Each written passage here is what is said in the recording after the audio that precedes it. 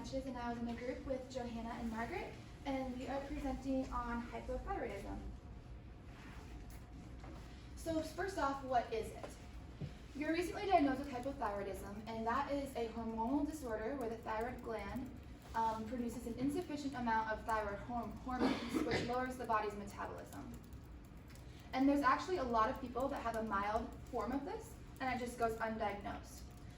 There's three kinds of hypothyroidism, and that is cretinism, juvenile hypothyroidism, and adult hypothyroidism. But we will be focusing on adult hypothyroidism because that's what you were diagnosed with. And hypo just means below, so that's the underproduction of thyroid hormones. So a few symptoms that you may experience. The first common early symptoms that are telltale factors of hypothyroidism is sensitivity to the cold, weight gain, and fatigue, and these are probably the ones that you'll notice first. Other symptoms include constipation, dry skin, puffy face, muscle weakness, elevated cholesterol levels, joint pain, stiffness, or swelling, heavy or irregular menstrual periods, thinning hair, slowed heart rate, depression, and then impaired memory or an enlarged thyroid gland, which is also known as goiter.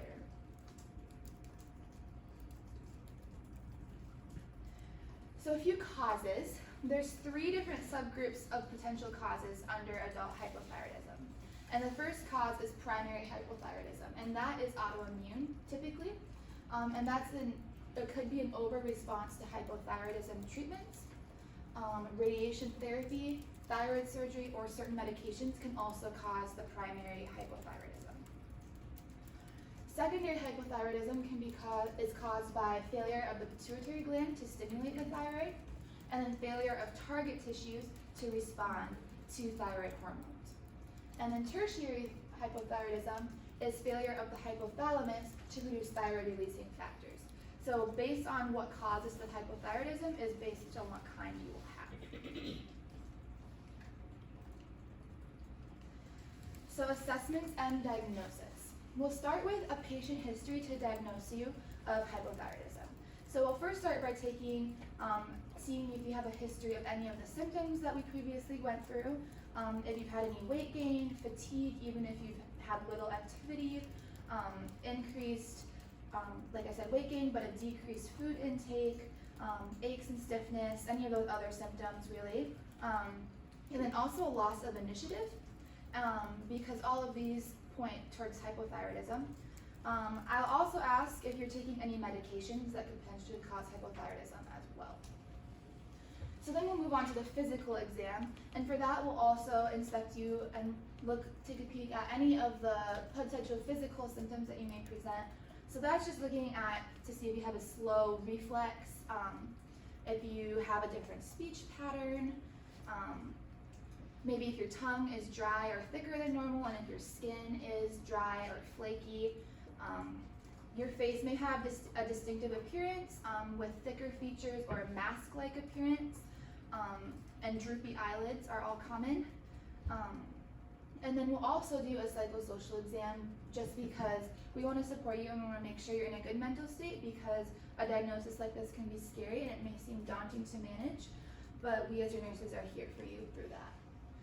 So then moving on to the diagnosis, there's four different tests that we can run to diagnose hypothyroidism. And the first is the thyroid stimulating hormone assay. And as you can see here, we have the normal levels of what that test would come back as, and then the hypothyroid levels of what that test would come back as. And this is just where you'll have higher traces of the thyroid hormone in your blood. So this is to rule out hypothyroidism. Then the next test is the thyroxine radioimmunoassay, and we have the normal and then the hypothyroid levels for that as well. And that is where you'll have lower traces of the thyroid hormones in your blood. So that is to diagnose hypothyroidism. And then the third test that we can run is the tridothyronine radioimmunoassay. We have the normal levels and hypothyroid levels for that. And then also the electrocardiogram, because hypothyroid patients typically have a low voltage in their T wave, and that's just how their heart beats. So then for treatments, there's no cure for hypothyroidism, but there are lots of treatments that we can do to help you manage your symptoms. And their symptoms are very manageable for almost everybody. A very common medication is the levothyroxine medication, and this is typically what most people will be prescribed with. It restores hormone levels to their adequate levels, and this reverses the signs and symptoms of hypothyroidism.